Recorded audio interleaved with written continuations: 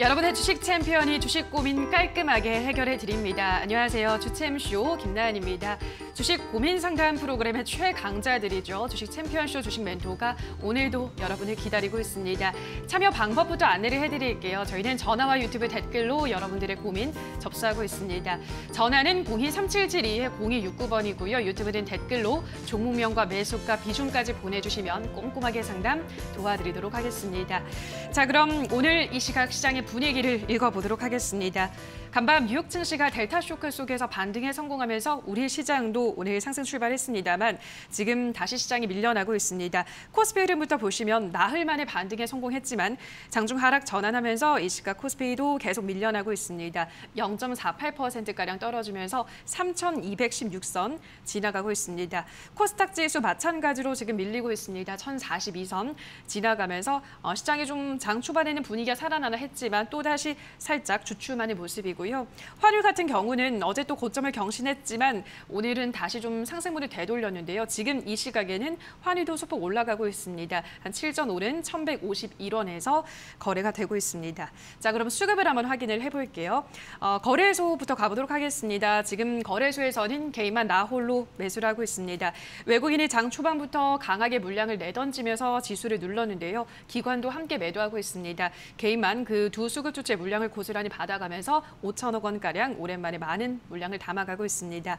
자, 코스닥 시장의 수급도 확인해 보시죠. 마찬가지로 외국인과 기관 동반 매도하고 있고 개인만 나 홀로 사자 흐름 나타내고 있습니다. 자, 그럼 특징 섹터를 볼게요. 자, 오늘은 원격 진료 관련주들이 강세 흐름을 연출하고 있습니다. 어제 코로나 신규 확진자 수가 총 1,681명으로 집계가 됐습니다. 이는 코로나 사태 발생 이후 가장 많은 수치라고 하는데요. 자, 이렇게 코로나 사태가 장기화되면서 이제 해외를 비롯해서 국내에서도 원격 진료에 대한 관심이 높아지고 있습니다. 최근 정부도 실제로 재택 의료센터 도입을 언급하기도 했는데요. 자, 그러면서 관련주들이 급등하는 가운데 라이프 시멘틱스가 14%가량 가장 큰 폭으로 올라가고 있습니다. 의료 정보 기술과 인공지능을 이용한 디지털 헬스 플랫폼을 운영하는 업체인데요. 메타버스 관련한 이슈도 엮이면서 오늘 가장 크게 올라가고 있고요. 뒤이어 인성 정보가 따라붙고 있습니다. 10% 넘게 인성 정보 계속해서 상승폭을 키워나가는 모습입니다. 자, 이외에도 코로나 치료제, 백신 관련주 내에서도 선별적인 흐름 나오고 있습니다. 자, 다음으로는 메타버스 관련주도 보도록 할게요.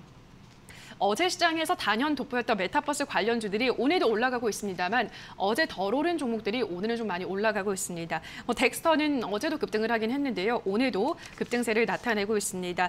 덱스터는 이제 넷플릭스와 함께 자회사가 2년간에 걸친 파트너십을 체결했다는 사실이 부각이 되면서 오늘 이 시각 10% 넘게 가장 큰 폭으로 올라가고 있습니다. 자, 이외에도 주현테크, CMS, 에듀 등의 종목이 한 3% 안팎에서 소폭의 상승 흐름을 나타내고 있고요. 대장주 역할을 톡톡히 했던 자이언트스텝이 연일 올라가다가 자이언트스텝 같은 경우는 매도 물량은 없는데 매수 물량만 자꾸 늘어나다 보니까 주가 급등세가 나왔다고 하는데요. 오늘은 2%가량 소폭 빠지고 있습니다. 대부분의 종목들 역시 좀 희비가 엇갈리는 모습입니다. 자, 여기까지 오늘 시장 흐름 간단하게 짚어보셨습니다. 장 초반 후반의 분위기가 다소 달라지는 분위기가 나오고 있는데요. 자, 이런 상황 속에서 또 우리 시청자분들의 고민을 슬기롭게 해결해 주실 오늘의 멘토님을 소개하도록 하겠습니다. 자, 오늘은 김도호 멘토와 함께합니다. 멘토님 안녕하세요. 네, 안녕하세요. 네, 오늘 장 초반에는 오늘 이제 당연히 올라가겠지 했지만 또 분위기가 살짝 주춤하네요. 어떻게 네. 보세요? 일단은 코로나가 우리나라만 좀 개별적인 느낌으로 좀 본다라면 코로나 확진자가 너무 많이 나와서 그 영향이 조금 있는 부분도 있고요. 코로나 확진자가 늘어나서 코로나로 시장에 공포가 올 때 변화가 오는 건 외국인 수급입니다. 외국인 수급이 변화가 오는 건 또 환율이고요. 환율이 1,150원대 제가 이전부터 계속 좀 꽤나 오랫동안 얘기를 했었는데 1,150원 위로 올라가면 외국인들이 그 매수 쪽, 매수세보다는 매도세가 좀 더 강해지는 측면이 있습니다. 지수가 많이 무너지거나 이런 흐름은 아니지만 사는 쪽보다는 파는 쪽이 좀 더 우위를 차지하는 부분들이 생길 거라고 볼 수 있는데 지금 이 환율의 변동성은 결국 코로나로 인한 경기 둔화에 대한 부분들이 좀 많이 나타나고 있는 상황에서 불안 요소의 해지 쪽의 움직임이다라고 좀 보시면 될 것 같고요. 지금 긴축이나 이런 테이퍼링 그리고 인플레가 진행되는 이 과정 안에서 우리가 볼 수 있는 뭐 금리 인상이나 이런 부분들은 지금 뒤로 빠져 있고요.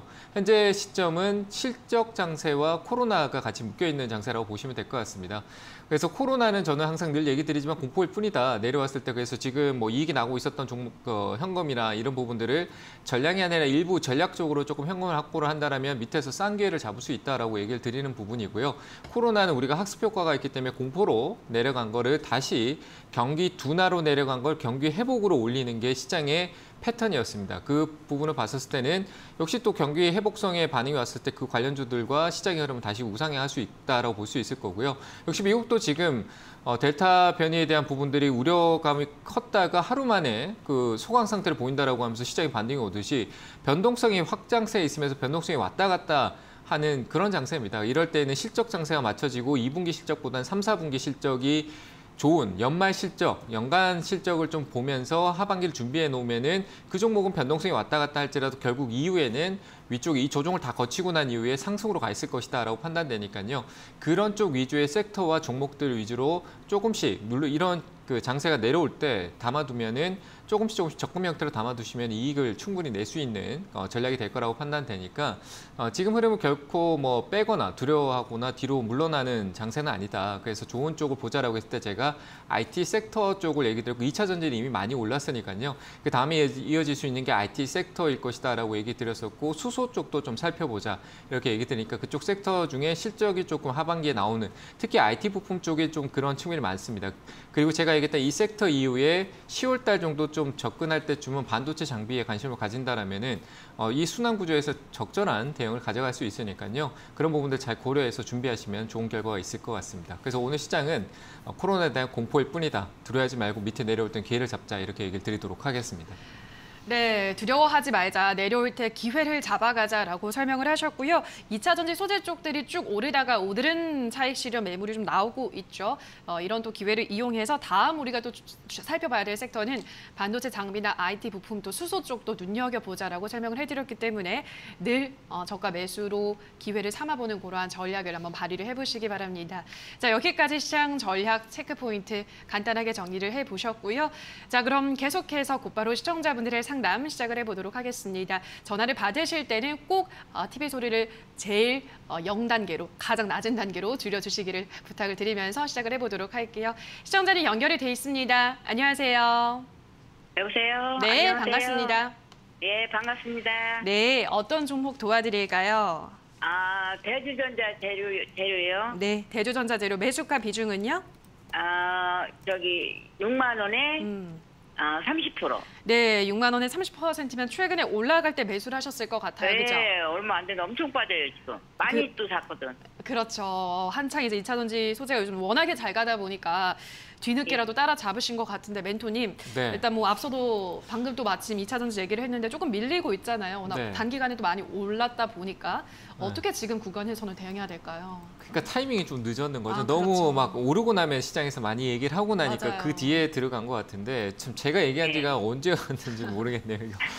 어쨌든 좀 늦었어요. 제가 반갑습니다. 안녕하세요. 예, 네. 안녕하세요. 그 대주전자재 제가 여기서 상담했던 것 같은데 하여튼 상담을 했던 적이 있는 것 같아요. 그게 이제 여기 올라오기 전이었던 것 같아요. 이 전에서 이제 좀 신고가를 만들어가는 단계에서 얘기했던 것 같은데 6만 원대 얘기했던 것 같거든요. 제가 6만 원대 부근에 올라가면 6만 5천 원 얘기했나 6만 원대에서 매도를 좀 해야 된다라고 얘기했는데 그 가격에 사신 거예요 지금. 어제 또 많이 네. 샀어요. 먼저 사고. 그러니까 지금 쫓아다니시는 거예요. 투자를. 맞아요. 네, 그러시면 안 돼요. 쫓아다니지 말고 내가 앞에서 기다리고 있어야죠.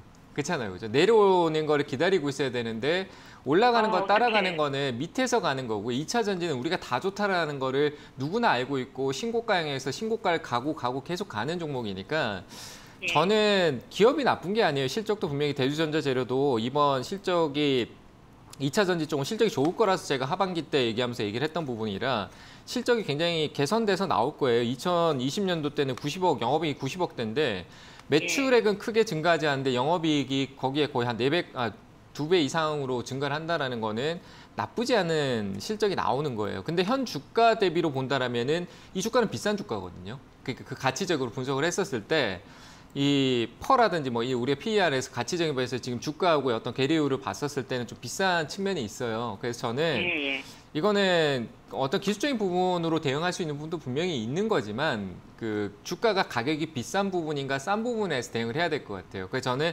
비싼 데서 기술적 대응은 조금 무의미하거든요. 뭐 시장이 내려갈 때는 걷잡으시면 내려가서 얘 적정 주가로 찾아가서 거기 다시 올라올 수 있는 거니까 회사가 나쁜 게 아니라 내 매수가가 나쁜 거예요. 아시겠죠? 그러니까 저는 지금 이건 아까운 게 아니에요. 분명히 들고 있다가 올라가면은 그 이후에 기뻐할 수도 있겠지만 내려오면은 또 마냥 또 끝이 없을 수 있어요. 이 한 종목 가지고 투자가 끝나는 게 아니잖아요. 그렇죠? 예. 그래서 저는 지금 이 한 종목만 본다라고 하면 올라가는 건 나중 문제예요. 현재 관점에서는 충분한 시세가 나왔다라고 판단되니까 오늘 2차 전지가 어제 오늘 흐름에서 어제 특히나 그 2차 전지 어제도 많이 빠졌어요. 그렇죠. 어제 많이 어제 이제 매도세 그 주인공의 2차 전지가 중심이었거든요. 가장 많은 물량이 쏟아져 나왔다라고 보여지니까 이거는 리스크 관리 좀 하는 게 좋을 것 같아요. 오늘 또 제가 가격 좀 체크해 드리면 또 다른 기회가 오히려 싸게 사면은 이걸 들고 있다가 올라오는 거 기다리는 것보다 더 좋을 거예요. 그래서 저는 이거는 오늘 만약에 55,400원 정도 한 3% 더 마이너스 나는데 그 가격 이탈할 때는 비중을 좀 줄여내시거나 아니면 전량 매도를 좀 고려하셨다가 요거 잃는 거야. 어차피 나중에 또 밑에서 또 다시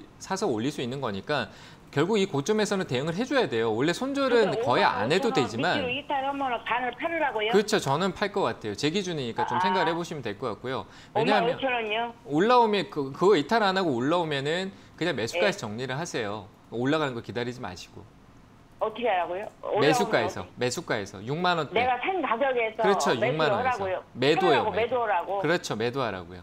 한 6만 200원, 300원 정도 자리에 또 정황이 잡혀져 있으니까 거기서 매도하시고요. 제로는 이 회사가 하고 있는 사업은 좋지만 많이 올랐다. 이렇게 생각하시고 위쪽에서는 손절을 안 해도 되는 기업이지만 가격이 높으니까 전략적으로 해야 되는 부분이 있다고 판단되는 거예요. 떨어지기 시작하면 많이 빠질 수 있으니까 한 20%에서 27%, 8% 정도는 조정이 나올 수 있어요. 아무리 좋은 기업도. 그러니까 그런 부분에 겪고 가는 것보다 그런 빠지고 난 뒤에 사는 게 낫잖아요. 그걸 다시 또 올라올 때 이익을 내면 똑같으니까. 그래서 저는 전략적으로 대응이 좀 힘드실 것 같아요. 손절가를 드리는 거예요. 55,300원, 55,300원은 손절하시고요.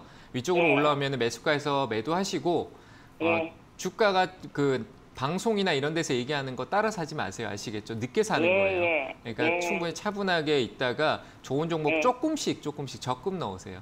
아시겠죠? 네, 잘 대응하시기 55,000원 밑으로 하라고 하면 팔으라는 거죠? 네, 저는 매도하셨으면 좋겠습니다. 알겠습니다. 고맙습니다. 네, 감사합니다. 네, 대주전자재료 도와드렸습니다. 다음 시청자분 연결을 해볼게요. 시청자님 연결돼 있습니다. 안녕하세요.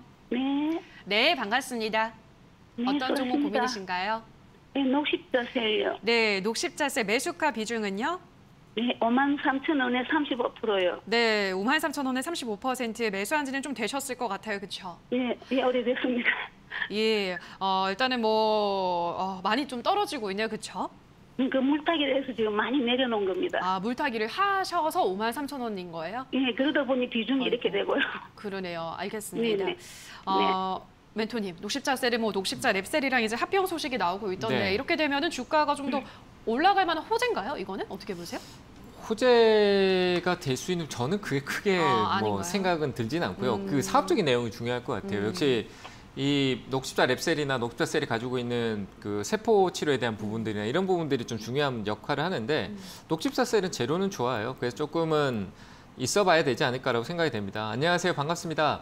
네, 수고하십니다. 네, 53,000원대 같으면 일단 6만 원대 사셨다가 그렇죠? 네. 네, 6만 원대 샀다가 내려왔는데 네. 그것도 한 45,000원대 또 늘리시고 막 그러셨던 것 같아요. 그 지금은 더 네, 늘리지도 네, 못하고 네, 가만히 네. 계시는 것 같은데 네. 절대 더 늘리지 마세요. 늘릴 필요가 없어요. 네. 기다릴 줄도 아, 알아야 돼요. 예, 자꾸 제가요, 내 마음이 뭐 쫓기니까 사고 네. 싶어지는 거예요. 쫓기니까 네, 그 그게- 계좌에 그 손해 보고 있는 게 보기 싫어서 자꾸 그걸 낮추는 거거든요. 그게 네. 독이 돼요. 그렇게 하지 마시고요. 네. 지금은 더 사지 말고 그냥 기다리세요. 기다리시고 녹십자셀 같은 경우는 최근의 흐름에서 뭐 합병 이슈를 떠나서 그런 거는 이제 발판을 만드는 거예요. 재료에 대한 부분은 하나의 방향성을 위해서 발판을 만드는 건데 뭐 하락을 할 수 있는 부분도 분명히 있겠지만 최근에 수급적인 부분은 이 자리를 조금 지켜주는 시장의 조금 분위기가 그래서 그렇지 외국인하고 연기금까지도 수급을 조금 강하게 줬던 측면이 있어요. 최근에 한 며칠 전이었거든요. 그때 이제 합병 이슈가 나왔을 네. 때쯤에. 그러면서 조금 그때 지지대가 조금 만들어져 있는 영역이니까 지금 시장은 외적으로 조금 시장 전반적인 분위기가 조금 처지는 네. 거고 녹십자 네. 그룹 자체적으로 녹십자는 작은 기업이 아니에요. 저는 바이오 쪽에서 굉장히 큰 기업으로 보고 그 안에서 네. 녹십자셀은 이제 연구 개발 쪽에 대한 부분들, 암 공략이라든지 면역 항암 쪽이라든지 이런 쪽의 네네. 공약에 대한 부분들 많은 부분을 진도를 나가고 있는 기업이니까 네. 그리고 사업체 자체가 기업 자체가 실적적인 부분에 우려를 할 수 있는 사업체 구도가 아니기 때문에 네. 저는 보유하시고 좀 기다리시는 게 좋을 것 같고요. 가격은 시장 전반적인 분위기 때문에 좀 떨어질 수는 있어요. 근데 그 가격대가 3만 원대인데 내려와도 사지 마세요. 왜냐하면 자꾸 늘리면 안 돼요. 그럼 여기 다 묶이고 그냥 네. 녹십자셀이랑 계속 가는 거예요. 네. 제가 잘 표현하는 게 그냥 냉장고에 넣어놓고 가만히 뒀는데 얼어버리는 거예요. 냉동고도 아닌데. 그렇죠. 네, 그런 상황은 근데- 좋지 않은 거기 네. 게 되기 때문에 더 사지 말고 이 종목을 보지 말고 자산을 보면 돼요. 내가 65%가 남았잖아요. 그거를 네. 이렇게 잘 순환해서 거기서 벌고 있고 얘가 올라올 때 좋은 모멘텀을 가질 때 그때 관심을 가지면 돼요. 그러니까 지금은 좀 근데- 기다려 주시고. 근데 네. 그 한 가지 궁금한 게요. 네. 제가 이게 합병하면 그쪽에 주식으로 받는 게 낫습니까? 그게 비율을 제가 정확하게는 모르겠어요. 그 녹십자 아, 셀 그 쪽에서 0.4% 비율이 조금 더 준다라고 하면은 저는 그 비율 그게 어찌 그냥 쪼개지지 않나요? 금액이 더 들어가야 아니 되는 근데 부분인가요? 이게 녹십자셀 한 주에 0.4%로 했으니까 한 40% 정도 아, 될 것 그래요? 같습니다. 네네. 그거는 뭐 그냥 그대로 저는 네 그냥 진행되는 대로 하셔도 괜찮을 것 같아요. 근데 금액적인 아니면 부분도 그 전에 고려하셔야 이걸- 될 것 같아요. 그 전에 처분을 하는 게 낫는지 이제 받는 게 낫는지 그걸 몰라가지고. 네, 저는 안 받아도 되지 않을까 싶은 생각인데 지금 제가 그 내용을 정확하게 이해를 못 하겠어요. 그래서 네네. 그 부분보다도 그 부분에 네. 솔직히 뭐 내가 돈이 들어가야 되는 부분이다라고 하면 안 하는 게 맞을 것 같고요. 근데 이게 네. 이제 나중에 11월 달에 한다는데 그 전에 내가 산 이게 가격대로 올라올지 그게 의문이라서.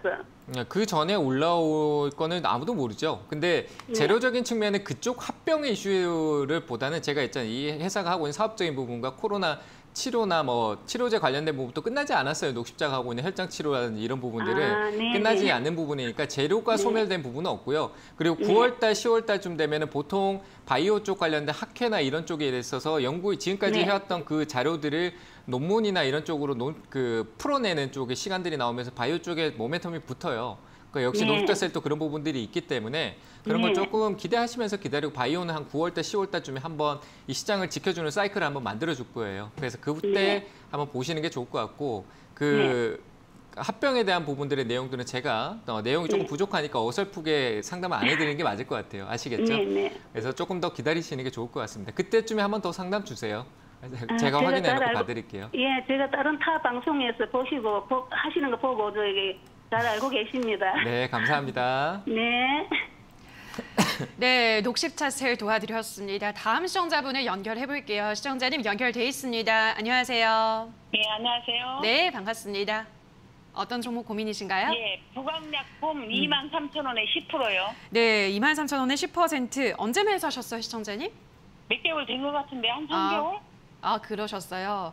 알겠습니다. 그럼 최근에 한번 이제 매수가까지는 왔는데, 그쵸? 예, 예. 그 이후로 쭉 밀리고 있습니다. 그 임상 이상 경구용 치료제 임상 이상이 종료가 됐다라는 소식이 전해지면서 이제 급등을 했다가 지금은 그 이후로 쭉 빠지고 있거든요, 멘토님. 네, 이제 네. 또 만약에 뭐 효과가 입증이 됐다 이런 얘기 나오면 뛰어오르긴 할 것 같은데 뭐 그건 아무도 모르는 그렇죠. 거니까. 이상까지는 어느 정도는 뭐 다 진행할 수 있는 부분이니까 네. 이게 진짜 시판이 되고 진짜 사용이 되느냐 안 되느냐가 중요할 거라고 생각되고요. 이건 제가 봤을 때 단발성입니다. 그래서 뭐 나쁜 건 없지만 조금 더 봐야 될 것 같아요. 네, 안녕하세요. 반갑습니다. 예, 안녕하세요. 수고하십니다. 네, 일단은 이거는 가져가려고 하지 마시고요. 최근에 이슈가 있었던 가격대에서 매수가 그래 멀지 않잖아요. 그렇죠? 네네. 네, 이거는 지금 현재 시세가 우리가 코로나에 관련된 부분 시세가 굉장히 많이 나왔었고 재료는 코로나밖에 없어요. 무조건 코로나고 코로나 치료제 관점인데 그런 것들은 네. 바이오 쪽에 늘상 있는 얘기예요. 임상 1상이다 2상이다 뭐 진행되고 있다 뭐 어떤 연구 결과 나올 수 있을 것 같다 없다 뭐 이런 식으로 왔다 갔다 하고 뭐 실패했다 그러면서 한가도 가기도 하는 거니까 기대를 저는 그런 기대에 투자하는 걸 별로 좋아하지 않아요. 제 스타일은. 왜냐하면 네. 너무 막연한 거니까 실패하면은 그냥 반대로 가는 거잖아요. 그렇잖아요. 그죠? 성공하면 네. 올라가는 건데 거의 어떻게 보면은 이거는 뭐 확률적으로 절반의 로또가 아닙니다. 거의 굉장히 힘든 확률성으로 볼 수 있는 거라 그 임상에 대한 성공과 결과가 쉽지 않은 길이에요. 근데 이상에 성공했다라는 것도 그게 만약에 성공되고 우리한테 깊게 반응이 온다라고 하면 주가가 이렇게 가 있어야지 왜 밑에 와 있을까요? 그렇죠? 그러니까요. 그러니까 이게 막연한 기대감과 시장의 관심만 끌고 주가는 그런 내용들로 인해서 연속성을 주는 게 아니에요. 항상 그 재료의 크기에 따라서 가는 건데 임상 이상은 실제로 매출로 이어지는 게 아니에요. 그들의 연구 결과가 어느 정도 진도가 나가고 있어서 나중에 우리가 팔 수 있는 그런 기대가 조금 있습니다라고 알려준 건데 우리는 그거를 돈 벌고 있다라고 생각을 하는 거예요. 그거는 저는 아니다라고 판단하거든요. 그게 결과가 나오고 실제로 돈을 시젠처럼 돈을 버는 게 중요하다라고 생각을 하기 때문에 저는 이거는 올라오면은 한 번쯤 시세가 더 나올 수 있으니까 올라오면은 매수가 부근에서 매수가까지 올 거예요. 그 가격에서 저는 더 올라갈 여지는 있지만 매도 의견 드리도록 하겠습니다. 예. 네, 감사합니다. 네, 부강약품 도와드렸습니다. 다음 시청자분 만나볼게요. 시청자님 연결돼 있습니다. 안녕하세요. 네, 여보세요? 네, 안녕하세요. 반갑습니다. 네, 예. 어떤 종목 도와드릴까요? 예, 우디 산업이고요. 네, 매수가 2만 비중은요? 25,300원에 30%입니다. 네, 25,300원에 30%. 언제 매수하셨을까요, 시청자님? 예, 이거 한 몇 달 된 것 같아요. 예. 그래요, 알겠습니다. 뭐 2만 원 부근에서 계속 지지부진해서 답답하시죠? 예, 거기서 계속 있다가 한 번 내려오더니 다시는 안 올라가고 있네요. 그러니까요. 한 3만 원대까지 1월에 연초에 찍고 계속 2만 원대에서만 움직이고 있는데요, 멘토님. 멘토님 또 자동차 쪽을 좋게 보시기도 하잖아요. 이 부품 쪽은 어때요? 이 PTC 히터가 또 뭐 나노 탄소 튜브 뭐 얘기 나와가지고 거기에 약간 변동성이 좀 있었는데 저는 괜찮을 것 같아요. 아직 그건 나중에 얘기니까. 그러니까 지금은 괜찮을 것 같다라고 생각이 돼서 일단 조금 더 들고 계세요. 네. 조금 근데 더. 너무 거래량도 없고 안 움직여요. 예. 근데 거래가 없다라고 하는 거는 그 거래 시세가 한번 나왔잖아요, 최근에. 최근에 우리가 여기 지금 화면 보시면은 최근에 1월 달에 자동차 이슈가 되고 뭐 현대차도 그렇고 뭐 자동차 관련된 기업이고 뭐 우리나라 주도 산업이 올라가고 거기 따라가는 흐름이 있었잖아요. 많이 올랐어요. 이때 거래 많이 터졌어요. 그리고 얘는 끼가 있는 기업이에요. 거래가 한번 나오고 올라가기도 하는 기업인데 그 거래가 나오고 시간적인 조정이 좀 나가고 있는 거라고 보시면 되고요. 하고 있는 사업적인 부분에서 PTC 히터 쪽 관련된 부분 그리고 오늘 기사나 를 본다라고 하면 자동차 쪽의 기아나 현대 쪽에 대한 부분들이 자동차 품목에 대해서 증설하고 생산량을 키우는 기사가 있었는데 거기에 중에 핵심적인 부분이 EGMP라고 해서 이제 배터리 쪽 관련된 부분, 시스템적인 부분이에요. 거기에 당연히 연관성을 끼는 기업이라고 보시면 되고요. 뭐 우리 산업하고 뭐 다른 기업들 몇 개가 있지만 우리 산업도 거기에 연관성을 끼고 있으니까 한 번의 반등 시세가 있을 거예요. 끌고 간다라기보다는 그런 모든 내용들 반영이 이미 상반기에 한 번 있어서 그 이후에 또 어떤 변화가 올지 모른다라고 판단되니까 저는 반등 중에 27,500원 정도는 올 것 같아요. 27,500원. 그럼 매수가 이쪽이잖아요. 그렇죠? 그 가격에 왔었을 때 그 위로 욕심내지 말고 짧게 끊어주시길 바랍니다. 매도하시길 바랄게요. 그럼 이거 손절은 할 한 번은 기회로 올 거예요. 제가 보기에는 손절할 만한 기업은 아니고요. 뭐 그 현대가 그쪽으로 간다라고 해서 전 세계에 있는 얘는 유럽 쪽에도 영향을 어느 정도 가질 수 있는 부분이 있으니까 저는 뭐 그렇다고 해서 손절할 만한 그런 기업은 아니에요. 한 번쯤에 반등의 여지는 있으니까요. 올라올 때 다른 기업이 너무 잘 가는데 얘만 안 가서 너무 걱정이 되고 좀 그래서 조금만 기다려 보세요. 한번 올라올 거니까 그때 잘 파셔야 돼요. 잘 대응하시길 바랍니다. 감사합니다. 네, 우리 산업까지 전화 상담 도와드렸습니다. 여기서 전화 상담은 잠시 쉬어가도록 하고요. 유튜브 상담 들어가기 전에 우리 또 멘토님 세미나가 열린다고요? 네, 저는 내일이고요. 오늘은 다른 멘토님이 하고 내일 저녁 7시에 저희 쪽에 오시면 같이 소통하실 수 있으니까요. 뭐 시장 얘기 좀 많이 봐드리고 전망 좀 해드릴 테니까 오셔서 같이 소통하셨으면 좋겠습니다. 알겠습니다. 내일 오후 7시라고 하네요. 꼭 참석을 하셔서 김도우 멘토님과 더 많은 소통을 나누시면서 주식 정보들 얻어가시기 바랍니다. 자, 그럼 바로 유튜브 상담 넘어가도록 할게요. 첫 번째 댓글부터 확인을 해보죠. SH님께서 올려주셨습니다. 비아트론 11,700원에 10%, 디스플레이 패널 보고 매수했는데 15,000원 정도 보고 들어왔습니다. 하반기까지 지켜봐야 할까요? 라고 하셨는데요. 뭐 일단 하반기까지 기다리실 의지는 있으신 것 같은데 어떻게 보세요? 15,000원까지? 네, 15,000원까지 갈 수는 있는데 시간이 굉장히 좀 걸릴 것 같다라고 생각되고요. 역시 뭐 그 향후에 앞으로 있을 열 처리 기술의 관련성에 대해서 원이 가입해서 비아트론이 가지고 있는 기술이 부각이 많이 될 겁니다. 그래서 비아트론이 상당히 느리고 무거운 움직임을 보이지만 추후에 한 번은 시세적인 부분이 나올 거라고 보이지고 시간적으로 하반기 조금 깊게 갔다가 반등을 가져가는 흐름이 좀 나타날 것 같다라고 생각이 되니까요. 뭐 장기적으로 중기적인 한 올 하반기 넘어가서 내년 상반기 아주 초쯤까지 홀딩을 하신다라면은 저는 시세적으로도 한번 그 이익을 좀 가져갈 수 있다고 판단되니까 그때까지 가져가시고 한 14,000원 위쪽에서 대응을 해주시면 될 것 같습니다. 네, 비아트론 전략을 제시해드렸습니다. 다음 댓글을 확인을 또 해볼게요. 이번에는 정희님께서 멘토님 한국조선해양 142,000원의 비중은 10%입니다. 이 비중으로 계속 기다릴까요? 추가 매수를 해서 평단가를 낮춰야 할까요? 안 좋은 기사들이 계속 나오니까 걱정이 되네요. 라고 하셨는데요. 뭐 이미 수주 올 한해 계획했던 거는 102% 반년 만에 추가 달성을 했다. 좋은 소식이 나오는데 이제 바로 또 이게 매출에 직결이 되는 게 아니다 보니까 그런 부정적인 기사들도 나오고는 있는데 어떻게 보세요, 멘토님? 지금 추가 매수를 하는 거 괜찮을까요? 네, 제가 조선은 2023년을 얘기했습니다. 그 수주에 대한 부분들이 폭발하는 시기까지 계산해서 얘기를 한 건데 그때가 이제 조선업황이 진짜 개화를 했다라고 얘기를 할 것 같다라고 생각을 하는 거고요. 그래서 조선해양을 워낙 꾸준하게 얘기했던 부분이 있기 때문에 지금은 저는 가격적으로 상당히 매력 있는 구간이라고 봅니다. 최근에 어제 있었던 저가는 상당히 매력이 있었던 가격이라고 판단이 되고요.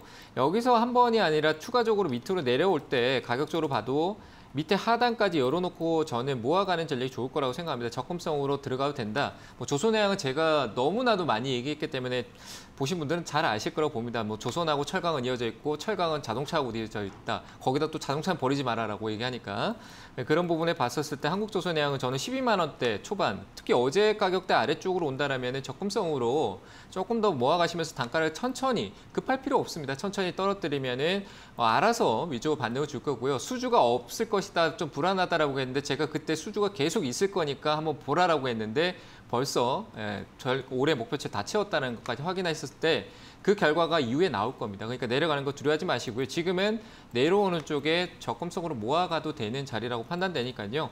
가격대는 오늘 올라간데 사지 마시고요. 12만 원 초반대 아래쪽에서 그리고 10만 원대까지 크게 열어두시고 보시면 괜찮을 것 같다. 이렇게 의견을 드리도록 하겠습니다. 네, 걱정하지 마시고 내려갈 때 더 담아가는 전략을 사용하시라 설명해드렸습니다. 다음 댓글도 확인할게요. 이번에는 최젠님께서 현대일렉 25,500원에 10% 종목 상담 분석해주세요. 나은행님 미쿡 상승 색깔 그린 의상 굿 이렇게 또 제 의상 칭찬까지 해주셨습니다. 현대일렉은 어때요, 멘토니? 현대일렉은 괜찮은 종목이겠죠? 현대일렉트릭을 얘기하시는 거죠? 그죠, 현대일렉트릭 같아요.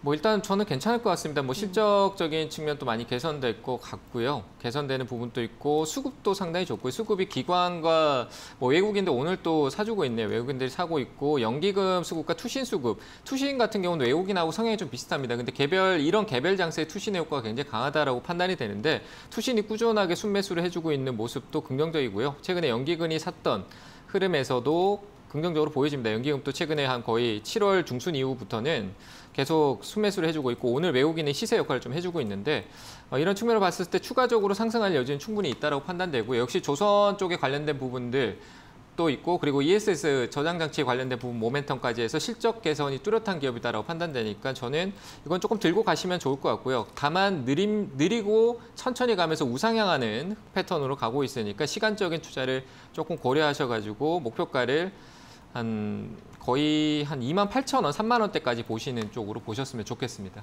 네, 현대일렉트릭은 긍정적으로 평가를 하셨습니다. 참고하시기 바라고요. 다음 댓글을 또 확인해 볼게요. 이번에는 열무님께서 AP시스템 31,500원에 비중은 30%입니다. 길게 보고 견디면 될지 목표가 전망 부탁합니다. 라고 하셨는데요.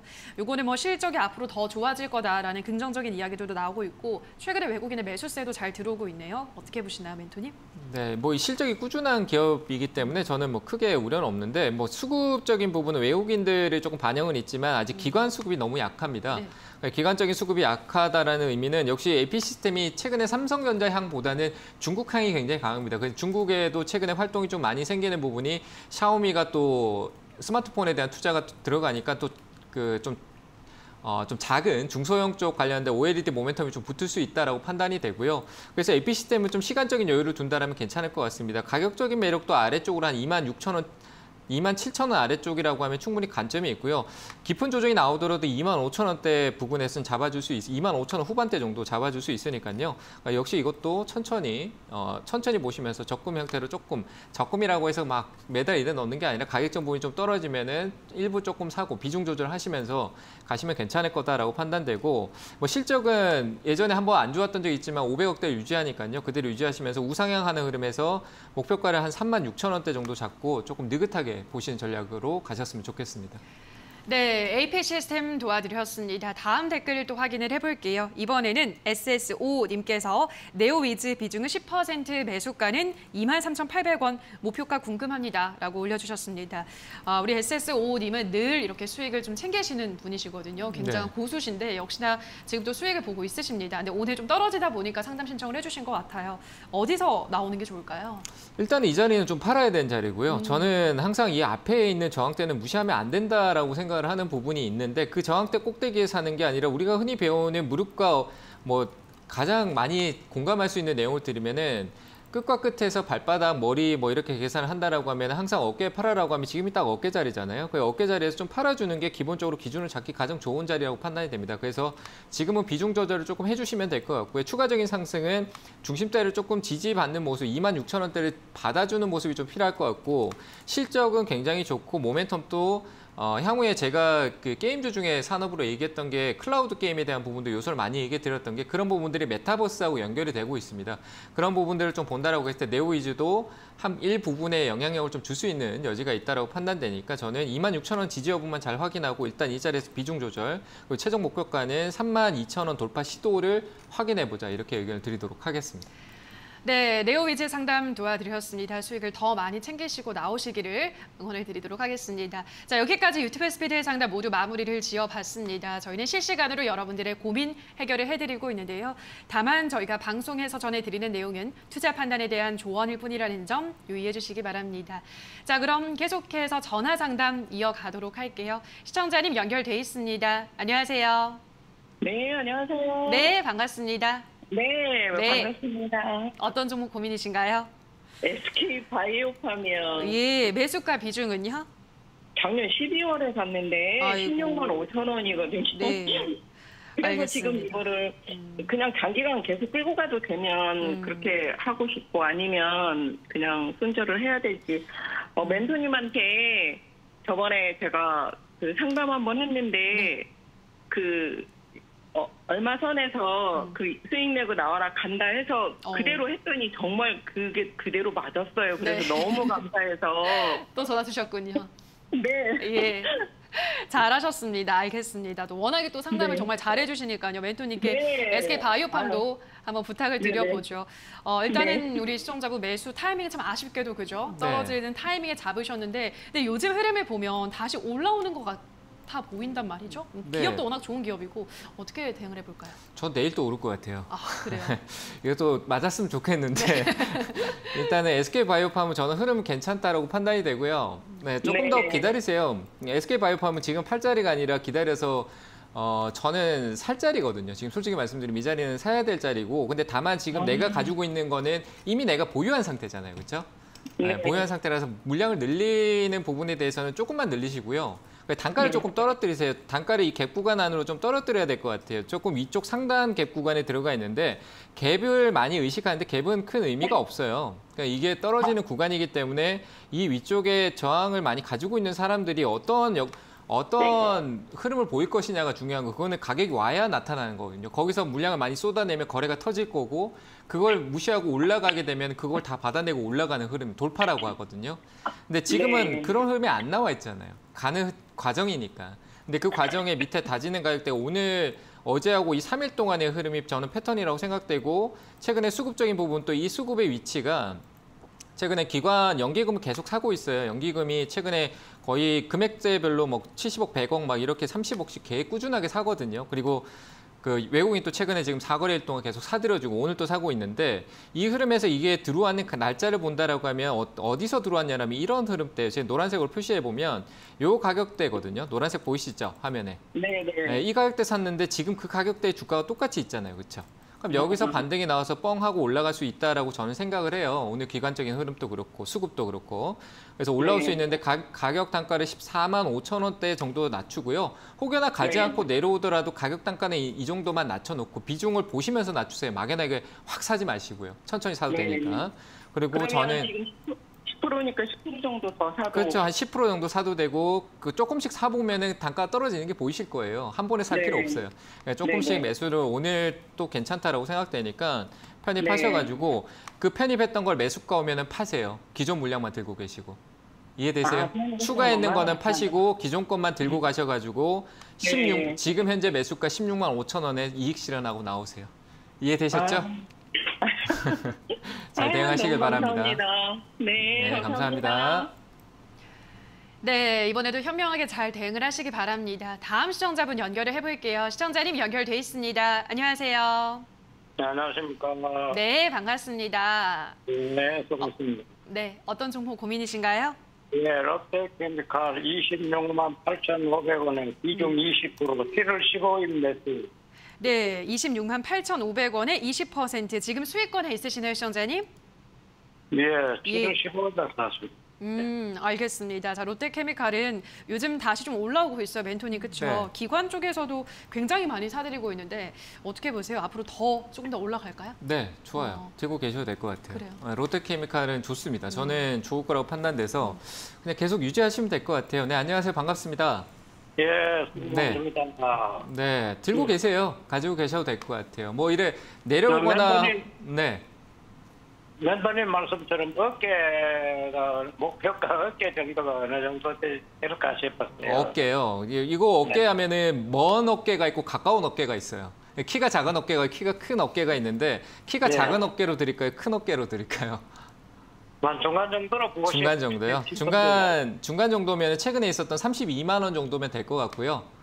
예, 예. 네, 32만 원 정도면 적정할 것 같아요. 최근 단기로 본다라면은 여기가 머리대 같지만 조금 더 뒤로 가면 한 32만 원짜리가 이 머리대 여기 지금 32만 원에 저항 받은 게 그 조금 중간 자리에 어떻게 보면은 그 어깨 자리거든요. 그래서 지금 최근에 이 가격대 저항을 받은 거예요. 그래서 지금 이 자리에 올라오면은 먼 어깨까지도 갈 수 있는 건 있지만 중간 어깨를 얘기하셨으니까 거기에 대응을 해주시면 될 것 같고요. 목표가는 32만 원 보시면 되고 수소 쪽에서 관심을 좀 가져보자라고 했던 쪽에 수소 사업에 롯데가 사활을 걸었는데 그 기업이 롯데케미칼이잖아요. 그렇죠? 네. 그 부분에 생각해서 조금 저는 긍정적으로 볼 수 있으니까 그리고 최근에 있었던 이 저가 지지 라인대가 가격적으로 아주 매력적인 저가 지지를 보여줬고요. 내려가도 다시 올라올 거니까 흔들리지 말고 목표가 보시고 잘 가시길 바랍니다. 예, 대단히 감사합니다. 네, 감사합니다. 네, 롯데케미칼 긍정적으로 평가를 하셨습니다. 잘 대응해 보시기 바랄게요. 다음 시청자분 연결을 해보겠습니다. 시청자님 연결돼 있습니다. 안녕하세요. 예, 안녕하세요. 네, 반갑습니다. 어떤 종목 도와드릴까요? 태아 PNC 네, 세화 PNC 매수가 비중은요? 4,170원에 20%입니다. 네, 4,170원에 20%. 최근에 매수하셨을까요, 시청자님? 예, 예. 매수하신 이유가 있을까요? 그냥 이 연모제 쪽에 그 화장품이 좀 괜찮다고 그래서요. 그러셨군요. 화장품 쪽이 괜찮아서 매수를 하셨는데 알겠습니다. 우리 멘토님도 같은 의견이실지 한번 확인을 해보죠. 그 연모제가 뭐 잘 팔렸다고는 하네요. 근데 이제 너무 일단 주가만 보면은 거래량이 너무 없고 이거 잘 좀 수익을 내고 나올 수 있을까요? 네, 그냥 뭐 단발성 한 번씩 번쩍번쩍 올라온다고 보는데 화장품 쪽에 한번 모멘텀은 오긴 올 거예요. 제가 봤을 때. 역시 지금 코로나 경기 둔화라고 하면 경기 회복 신호가 나오면 역시 또 소비 쪽에 맞아요. 모멘텀이 붙을 거기 때문에 그 경기 둔화가 온다, 오른다, 안 오른다 이런 얘기가 많은데 저는 한 번에 또 회복할 때 섹터가 또 바뀔 수 있어. 아모레퍼시픽이나 화장품주가 좀 내려왔다가 다시 올라갈 수 있는 흐름이 있다라고 생각되니까 지금 어떤 패턴에서 매도를 생각하지 마시고요. 근데 다만 이 기업적인 부분을 봤었을 때 과연 장기적으로 끌고 갈 수 있냐 이 부분인 거거든요. 그 부분은 조금 우려가 있고 한 번에 급등성 올라올 때 매도하시는 게 좋을 것 같아요. 아시겠죠? 그래서 저는 지금 현재 매수 단가가 나쁘지 않고 최근에 이 흐름에서 거래가 많이 나와 있고 이 한 번에 빠진 거는 큰 거래가 없이 그냥 그대로 내려왔어요. 그래서 이 변동성이 왔다 갔다 하는 건 이 종목의 특징이에요. 그냥 오를 때도 뭐 그냥 쑥 올랐다가 또 내려올 때 쑥 내려왔다가 또 그 자리에 횡보하다가 갑자기 또 쑥 오르고 쑥 내려가는 거니까 쑥 올라오면 팔면 되겠죠. 그죠? 예. 네, 그래서 올라오면은 4,000 너무 욕심내지 말고요, 이 기업은. 아직 그 산업적인 분위기가 확실히 돌아온 때가 아니기 때문에 뭐 헤어용품이나 화장품에 대한 머리 헤어 쪽에 관련된 부분이 좋아도 그 모멘텀이 시장하고 섹터가 맞아야 돼요. 그래서 지금은 혹시나 반등이 나와준다라고 하면 한 4,400원 부근에서 좀 짧은 수익이지만 단기 이익을 좀 챙기고 또다시 접근을 다시 해보는 쪽으로 보시는 게 나을 것 같아서 목표가는 좀 짧게 4,400원대 드릴게요. 아시겠죠? 예. 네, 잘 대응하시길 바랍니다. 네. 네, 자 그럼 계속해서 또 다음 시청자분을 만나보도록 할게요. 시청자님 연결돼 있습니다. 안녕하세요. 네, 여보세요. 네, 반갑습니다. 네. 어떤 종목 고민이신가요? 네, 승일이고요. 예. 네, 18,500원에 15%요. 네, 18,500원에 15%. 매수는 언제 하셨나요, 시청자님? 매수한 지는 매수하고 나서 그 조금 떨어져가지고 추가로 5% 정도 더 탄 건데 이게 윤석열 뭐 관련주라고 해서 많이 좀 떨어진 것 같아서 샀거든요. 아, 네. 네, 근데 더 떨어져가지고. 아, 알겠습니다. 뭐 요즘 정치인 테마주 상담이 많이 들어와요. 시청자님뿐 아니라 특히나 뭐 윤석열 테마주는 또 워낙에 많다 보니까 네. 거의 매일 하루에 하나씩은 하는 것 같은데 승일도 일단 화장품 쪽이더라고요. 근데 뭐 그것보다는 아무튼 테마주로 엮여 있어서 네. 어떻게 대응을 해볼까요? 뭐 승일은 제가 알기로는 그냥 부탄가스 만드는 그 그래요? 깡통 만드는 기업으로 알고 있는데 그 수소 쪽 관련된 모멘텀을 좀 끼고 있거든요. 그러니까 가스 쪽 사업이에요. 수소 쪽 관련돼 있는데 그 뭐 제가 우리 썬 그거 있잖아요. 그 부탄가스. 아, 예. 그쪽 기업으로 연관성을 좀 띄고 있다라고 생각을 하고 있는데 일단 뭐 그거와 상관없이 올라온 거잖아요. 윤석열 정치 인맥 쪽으로 온 거니까 그 관점으로만 접근하고 계속 가셔야 돼요. 아시겠죠? 네. 근데 지금 현재 관점은 그 시세가 워낙 크게 강하게 빠져 들어왔기 때문에 원래 거래가 없던 게 갑작스럽게 거래가 터져 나오면서 이거는 위로 그 뭐 우리가 세력하는지 제가 별로 좋아하진 않지만 표현을 좀 그래 하겠습니다. 이해하기 쉽게. 근데 세력이다라고 하는데 이건 올리면서 매집을 한 거예요. 그냥 쉽게 얘기하면. 이전에 거래가 없어서 여기서 매집을 했다라고 보기는 어렵거든요. 그러니까 윤석열 관련주로 갑자기 부각이 되면서 얘들이 끌어올리면서 여기서 매집을 한 상태예요. 그러면서 여기서 모아서 여기서 차익을 내가면서 만든 흐름이고 그런 흐름의 대표적인 예가 올릴 때는 강하게 올리고 그 뒤에 흐름에선 잡아주지 않고 흘러내려요. 이런 식으로.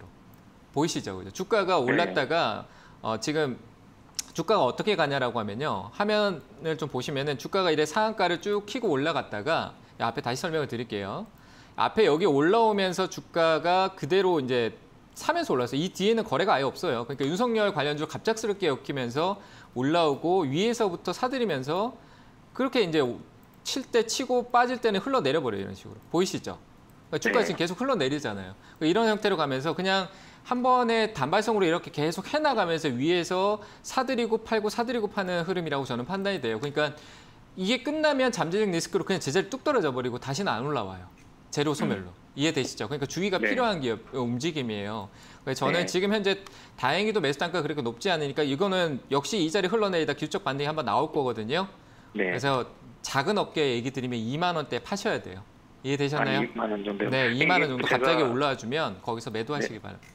좀 신기했던 게 이게 그 기관이나 그 외국인 그 매집 단가가 2만 한 1,000원에서 2,000원 정도 되더라고요. 그 부분은 그걸 다 믿고 할 수는 없어요. 외국인은 언제부터 어떻게 샀고 그 외국인은 어떤 사람이고 나와 똑같은 개인인지 아닌지 알 수가 없잖아요. 그렇죠? 그런 걸 신뢰하는 게 아니에요. 전체적인 수급주는 대형주와 그리고 기관의 움직임, 개인이 컨트롤하기 힘든 거대한 자금이 움직이는 기업을 봐야 되는데 그런 기업은 아니에요. 세력 놀이에 개인들이 섞여서 거래 대금이 오로지 다 샀는 게 들어온 게 아니라 거래 대금이 파는 자와 사는 자가 계속 엇갈리면서 늘어난 거래 대금이지 그 자체적으로 그 거래 대금이 큰 게 아니라는 얘기예요. 아시겠죠? 2만 원 정도 올라오면 2만 원 올라오면 매도하시는 게 맞습니다. 그 2만 원까지는 갈 수 있어요. 네, 한 번쯤은 튀어 오를 거예요. 이 자리에서 상한가 올렸던 자리이기 때문에 한 번은 올리고 빼던지 또 다시 엮어서 가든지 할 거니까 저는 2만 원 목표가 드리겠습니다. 네. 그럼 2만 원 계속 걸어놓으면 되겠네요. 네, 그러면 될 것 같아요. 네, 감사합니다. 네, 감사합니다. 네, 승일 도와드렸습니다. 다음 시청자분을 또 연결을 한번 해볼까요? 연결이 다 마무리가 된 것 같습니다. 전화상담 여기서 마무리를 해야 되고 오늘 또 시간이 좀 남아요. 어제도 살짝 남아가지고 사담을 좀 나눴던 거는 이제 어제 멘토님한테는 고점인지를 어떻게 아냐라는 제가 질문을 드렸거든요. 굉장히 어려운 질문이잖아요. 네. 근데 멘토님 거기에 대해서 어떻게 생각하세요? 저는 고점이 아직 안 왔다라고 하는데 고점이 어디냐라고 종목을 하기 좀 볼 때. 어렵고. 종목이요? 종목을 볼 때 사실 내가 고점을 생각했지만 오늘의 고점이 네. 내일의 저점일 수도 있는 거고 네. 그러니까 그 기준이 멘토님은 어떻게 보통 이거 많이 오른 종목이다라는 걸 저는 어떻게 보이지 않는 영역에 대응이 없어요. 그리고 저는 가장 저 강의를 들으신 분들은 알 텐데 저는 항상 제 기준 안에서만 움직여요. 그래서 고점이라고 하면은 그 주가 가지 않는 길을 보지 않고요. 그리고 항상 방향성을 보고 그 행보라는 방향성이 꼭 옆으로만 있는 게 아니라 그 박스권이라는 게 옆으로만 있는 게 아니거든요. 위로도 있고 아래로도 있는데 그 방향성을 보고 그 상단과 하단을 좀 체크하는 편이고 그리고 돈이 들어온 자리를 저는 돈맥이라고 하는데 그런 자리에 대해서 중요시 생각을 하고 기준대로 항상 그 신고가 영역을 보기보다는 항상 분할 매도 대응을 하면서 나머지는 이제 보너스 효과를 보는 거기 때문에 신고가 영역에 갈 거라는 생각을 아예 안 합니다. 고가라는 생각을. 내려오면은 내려왔을 때는 우리 통계가 있으니까 차트는 통계잖아요. 그죠. 그 통계 안에서 살 수 있는 자리는 이미 그 통계가 어떤 가격에서 반응하는지를 알 수 있으니까 그 가격에서 또 다시 매수를 생각을 하고 그런 형태로 제 기준 안에서만 놀지 그렇군요. 그 외적으로 보이지 않는 영역에 상상을 꿈꾸고 매매를 하지 않습니다. 아 그렇군요. 그러니까 이미 차트에서 좀 그려졌던 흐름을 보고 그렇죠. 파악을 그게 대충 통계이기 하시는군요. 때문에 그 통계를 보고 대응을 하면은 확률이 높은데 안 보이는 데를 상상으로 대응할 필요가 없다라고 보는 거죠. 아 알겠습니다.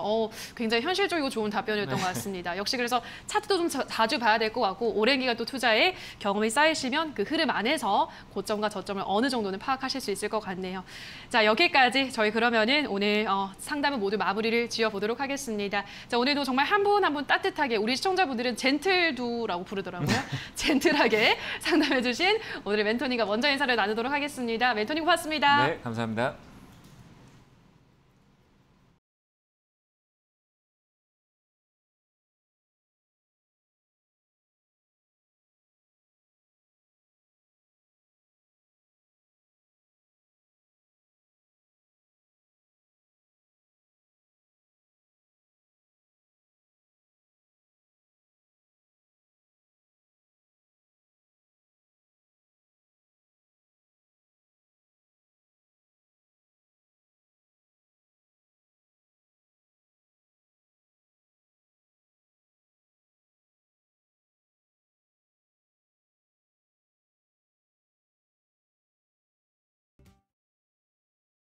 네, 오늘 장 특징주 함께 확인해 보겠습니다.